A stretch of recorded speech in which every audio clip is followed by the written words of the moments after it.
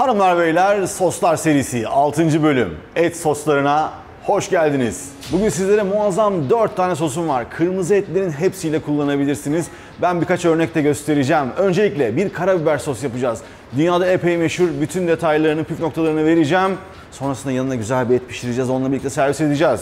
Ardından bir mantarlı sos vereceğim ama kremalı mantarlı değil. Hafif domatesli, içerisinde çok az krema olan bir mantar sos olacak. Sonrasında bir peynir sos, hem de küflü peynirli, muhteşem bir lezzet verecek. Son olarak Arjantin'in yıldızı, dünyada çok sevilen bir chimichurri tarifi vereceğim. Biberli sosla başlayalım. Bugün sizlere anlatacağım sosların hepsi böyle güzel restoran seviyesinde soslar. Evlerinizde sizler de birer restoran deneyimi yaşayabileceksiniz. Bu biberli sos dünyanın neresine giderseniz gidin iyi restoranlarda rastlayabileceğiniz bir sos. Ufak bir sos tavası kullanıyoruz. Altını açalım. İçerisine yaklaşık 1 tatlı kaşığı boyutunda bir tereyağı atıyorum. Tereyağı erirken de çok az soğan doğrayacağım. Ben kırmızı soğan kullanacağım. Sizler arpacık soğan ya da normal kuru soğan da kullanabilirsiniz. Ne kadar soğan? Toplamda 1 yemek kaşığını dolduracak kadar bir soğan kullanacağız. Şimdi hafiften soğanlarımızı terleteceğiz, yani yumuşatacağız. O arada eti pişireceğim tavanın altını da açıyorum. Çok aşırı yüksek açmayın.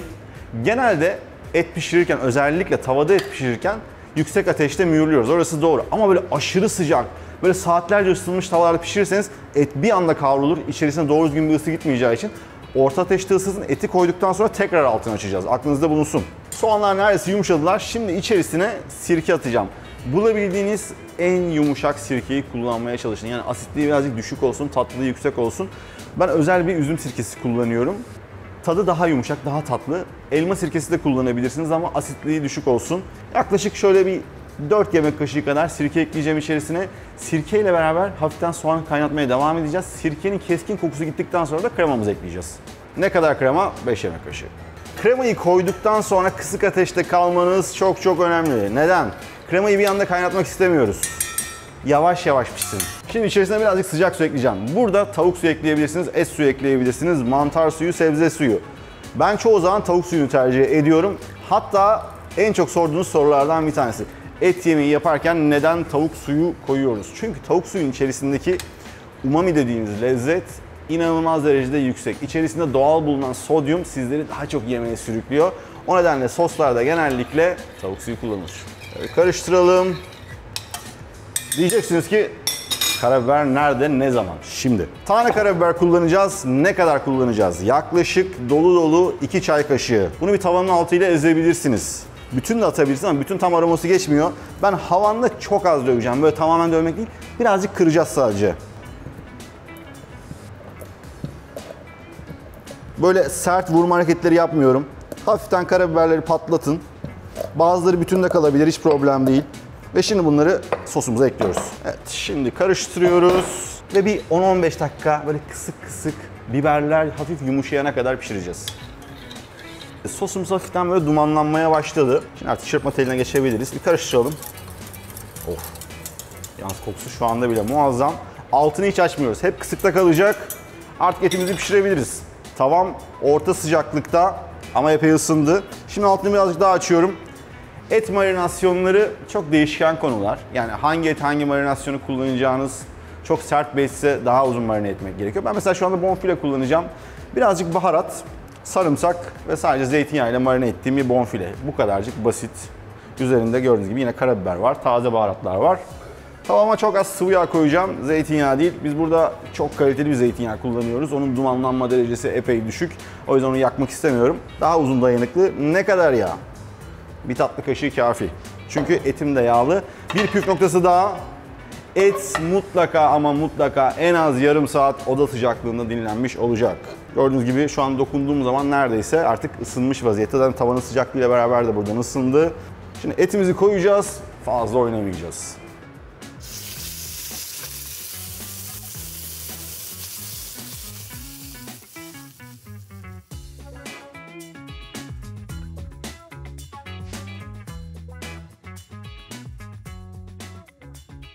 Gördüğünüz gibi etle fazla oynamıyorum. Artık altını da neredeyse kıstım ama böyle aşırı kısmadım. Ortanın altına getirdim.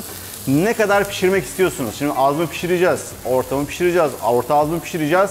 Çok basit yöntemlerimiz var aslında mutfaklarda. Ete dokunuyoruz. Evet, bu bir şey gerektiriyor. Bir süre sonra alışıyorsunuz gerçekten. Mesela şu anda bayağı azın azı pişmiş. Çok yumuşak gördüğünüz gibi. Nasıl anlıyoruz? Evde nasıl anlayabilirsiniz? Çok bilinen bir yöntem, belki duymayanlar vardır diye anlatayım. Elinizi alıyorsunuz, baş parmağınız, işaret parmağınız, birleştirdiniz. Şuradaki yumuşak kısma dokunun. Buradaki yumuşaklık az pişmiş. Orta parmak, baş parmak, orta pişmiş. Yüzük parmağı artık iyice iyi pişmiş. Serçe parmağına geçmeyin, orası seker. Her iki yerinde pişti. Kenarları da pişireceğiz şimdi. Evet, gayet güzel. Ters çevirdik. Altını kıstım. Hafif bir mantolama yapacağız. Çok fazla yapmanıza gerek yok. Bunu bu haliyle de kenara dinlendirebilirsiniz. Zaten marine olmuş ama birazcık daha içerisinde sarımsak tadı gelsin, kekik tadı gelsin istiyorsanız taze kekik, sarımsağı hafiften şöyle elinizle bastırın. İçerisine atıyorsunuz. Çok aşırı tereyağına da ihtiyacınız yok. Yine bir tatlı kaşık tereyağı da işinizi görecektir. Evet, şimdi hafiften mantolayabiliriz. Hafiften kekiğin ve sarımsağın tadı tereyağı geçti. Şimdi gezdireceğiz. Çok fazla gezdirmenize bile gerek yok. Şurada kendi kendine bakın, tavayı eğdim. Burada kendi kendine pişebilir. İlla mantolamayı böyle sürekli yapmanıza da gerek yok. Eti döndürdüğünüz zaman içerisindeki sular hareket ediliyor. Böylelikle şu anda hem pişme derecesi dengeleniyor hem de etimiz kıvamlı oluyor. Bu arada sos da kıvamını buldu. Bir karıştıralım sosumuzu da. Evet, güzel koyulaşma başlamış. Bu sosu istediğiniz kadar çektirebilirsiniz ama ben böyle hafif koyu akışkan yapacağım. Eğer ki soğuk tabağa koyarsanız bütün suyu dışarıya gitmeye çalışır. Evet, şu an gayet güzel. Ortadan iyiye doğru pişmiş. Hafiften tavadaki baharatları da koyalım. Mutlaka etimizi en az 5 dakika dinlendirin. En az 5.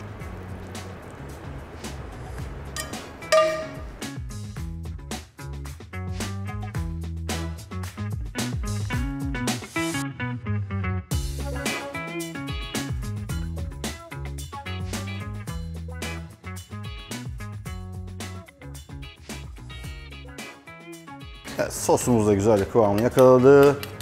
Şimdi etimizi de servis edebiliriz. Tabii etin hepsini kapatmanıza gerek yok. Kalanını da yanında servis edeceğim. Bu sos yaklaşık olarak bunun gibi 4-5 parça et için kafi. Şimdi hemen hızlıca tadına da bakacağım. Ama öncesinde bir sosun tadına bakmak istiyorum. Size tarif edebilmek adına. O karabiberler o uzun pişmeyle beraber hafiften yumuşuyorlar. Ve tatları aslında ekşimtırak bir hal alıyor. Neden? Çünkü karabiber aslında bir meyve.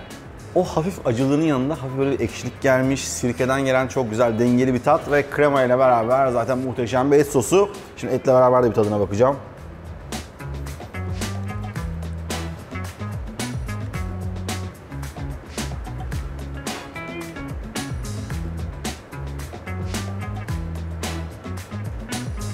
Uçuyor.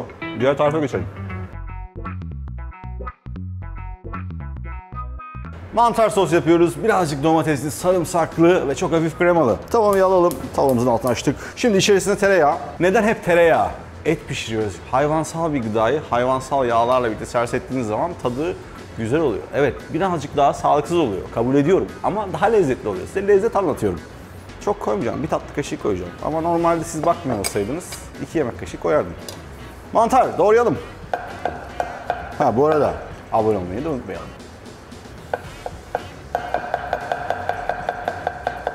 Mantarları olabildiğince ince doğradım. Sadece 3 tane mantar. Yanına mantar sote vermiyoruz. Mantarlı bir sos yapıyoruz. Niye ince doğradım? Mantarın içerisindeki bütün lezzet sosa geçebilsin diye. Evet, mantarlar gözükecek ama mantarı yemeğin yanında yenilecek karbonhidrat gibi servis etmiyoruz. Aklınızda bulunsun. İçerisine 2 diş de sarımsak attık. Ne atıyoruz? Tuz. Biraz karıştıralım. Altını açtık azıcık. Mantarları çok öldürmeyeceğiz. Birazcık sarımsak, tereyağı, mantar birleşsin. Sonrasında içerisine yine çok az sirke ekleyeceğiz. Neden sirke ekliyoruz? Neden hep bir asit ekleme ihtiyacı? Hardal da ekleyeceğim içerisine. Çünkü onlar böyle damağımızı sulandırıyor. Daha çok böyle lezzeti ortaya çıkartıyor. Bunlar böyle küçük püf noktaları. Aklınızda bulunsun. Bu tarifte domates olduğu için şeker de gelecek bir yerden. Yani tariflerin içerisinde acılık, ekşilik, tatlılık hepsi çok önemli ama en önemlisi tuz. Bunu unutmayın. Evet, bir tatlı kaşığı sirkemizi de ekliyoruz. Çok değil, çok az. Yine bir çay kaşığı kadar hardal. Bir dal taze kekik atıyorum. Kekiği sonra içerisinden çıkartacağım. Aromasını versin diye. Yaklaşık yarım su bardağından biraz fazla domates püresi. Bir çay bardağı kadar tavuk suyu. Şöyle bir karıştıralım. Hafif kaynamayı görünce altını kısacağız. Birazcık kıvam alana kadar pişireceğiz. Hafif koyulaşma başladı. Altı hala kısıkta. İçerisine sadece 1 yemek kaşığı krema ekliyorum. Ne kadar pişireceğiz diye soruyorsanız bu kısık ateşte hafiften koyulaşana kadar pişireceğiz. Ben de orada bunu servis edeceğim. Et şişlerimi pişireyim.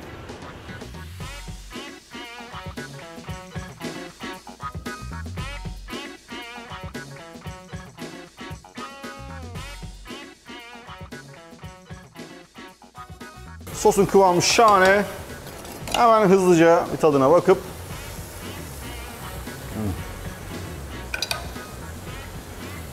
sos ateş ediyor. Servis tabağının altına sosu koyalım. Tabağınız soğuk olmasın, mümkünse sıcak olsun. Bununla böyle dilimlenmiş etler, parça parça kuzu parçaları her şey olur. Ama ben bugün sizlere şişle servis edeceğim. Bence hemen tadına bakayım. Öncesinde tabii ki etsiz haliyle bir tadına bakalım mantarıyla beraber.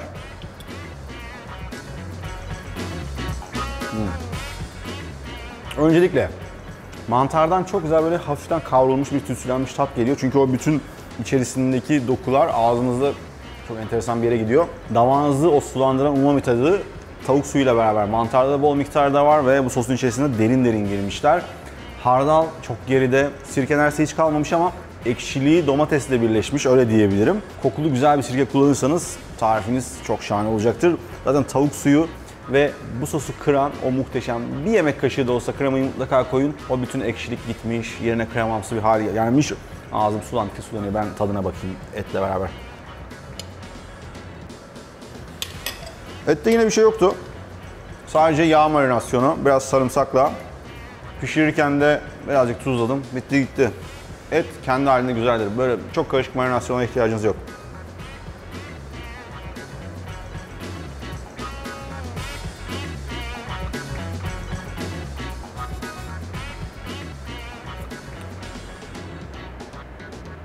Hadi hocam ben yiyeyim, sonra diğer tarifi yapacağız. Şimdiki sosumuz yapımı inanılmaz kolay. Adeta böyle bir beşamel yaparmış gibi. Yani öncesinde bir meyhane, bir ruh hazırlayacağız. Tavamıza birazcık tereyağı alıyoruz. Yine bir yemek kaşığı kadar. İçerisine dolu dolu bir tatlı kaşığı un atıyoruz ve unu kavuracağız. Evet, unun kokusu çıkmaya başladı. Şimdi içerisine bir diş ezilmiş sarımsak atıyorum. Sarımsak da şöyle bir hafif kavrulsun. Öncesinde bir çay bardağı soğuk sütüm var, onu azar azar yedireceğim. Sütümüzü çekti. Şimdi bir çay bardağı tavuk suyum var, o da soğuk. Onu da azar azar ekliyorum. Hafiften bir koyulaşma gördük. Böyle tam bir koyulaşma değil. Hemen bir yemek kaşığı burada küflü peynirim var. Onu da ekliyorum içerisine.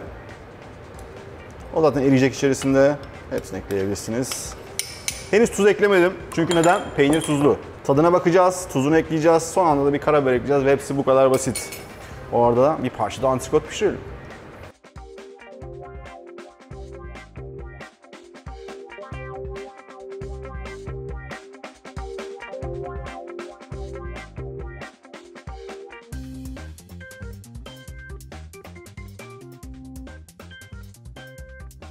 Evet, gördüğünüz gibi sos adeta böyle ince akışkan bir beşamel halini aldı. Şimdi son bir tuz kontrol. Eksik tabii ki. Hiç koymadık çünkü. Birazcık tuz. Karabiber. Ocağın altını kapattım. Servis edebiliriz.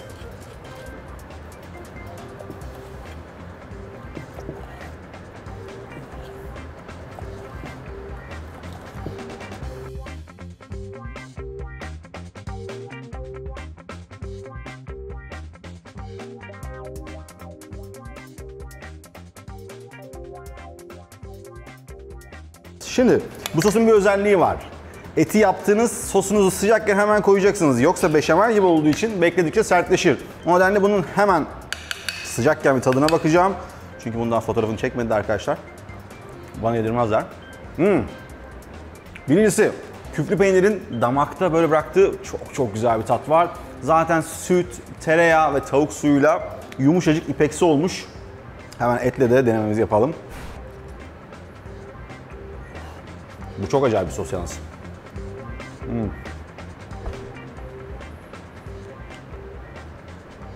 O kadar bütünleşiyorlar ki etteki mineralle bu peynirden gelen yağlı tat çok güzel. Evet, bu fotoğraf hazır.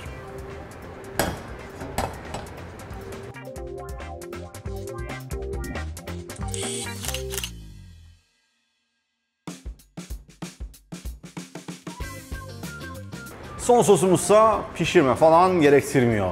Muhteşem bir ekşiliği var. Muazzam aromaları var. Arjantin'den gerçekten dünyaya yayılmış bir sos. Chimichurri değil. Chimichurri. Chimichurri. Evet, bakayım. Chimichurri. Kime bakıyorum bilmiyorum. Neredeyse herkesin kendine ait bir tarifi var Arjantin'de, öyle diyebiliriz. Yani ailelerden gelen bir tarif ama çok basit. Elinizde olması gerekenler maydanoz, kişniş. Kişniş yoksa sadece maydanoz olan versiyonları da var. Sarımsak, kuru kekik olur, taze kekik olur. Mercan köşk olur, kuru mercan köşk olur. Bunlardan azar azar ekliyoruz. Ekşiliği sevdiğiniz kadar sirke ve zeytinyağıyla, tuzla işi bitireceğiz. Chimichurri. Ve hepsi bu kadar basit. Yağlı etlerle muhteşem bir uyumu var. Şimdi bunun yanına birazcık kuzu pirzola pişireceğim ızgarada. Sonra tabii ki yiyeceğim.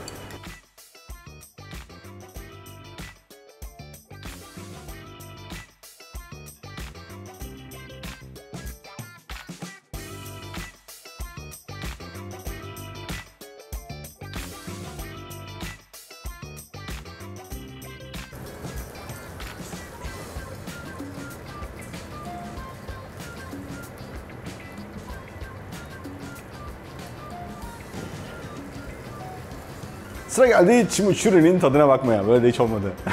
Hadi bakalım. Ama bu arada chimichurri'nin böyle tek başına çok fazla tadına bakmayın çünkü sirke biraz yakacaktır. Özellikle yağlı etleri sıcakken buna böyle bandırdığınız zaman aman tadı muazzam oluyor ama ben sizin için bakacağım. Evet, tek başına sirke çok vurucu ama kişniş dengesi, sarımsaklı bir zeytinyağlı sirkeli bir şey ne kadar kötü olabilir ki?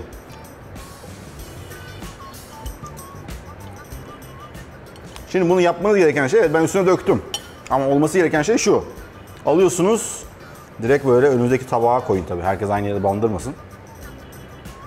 Hoppa! O yağlı kuzu bir anda muhteşem bir aldı. Bunun tek sıkıntısı şu. Yani kişi başı birer kilo et lazım. Çünkü öyle bandır derken lıp lıp gider. Bence et soslarında muazzam soslar yaptık. Her biri birbirinden değerli, her biri birbirinden özel. Sadece restoranlarda bulabileceğiniz tarzda soslar. Evlerinizde, özel akşamlarınızda bu sosları mutlaka değerlendirin. Hepsinin malzemeleri ve yapımları çok kolay. Ancak verdiğim püf noktalarına dikkat etmezseniz soslar bu basitlikleriyle sizi çok zorlayabilirler. O nedenle mutlaka püf noktalarına dikkat edin. Tarifler açıklamalarda yazıyor. Bir sonraki soslar bölümünde görüşmek üzere. Bay bay.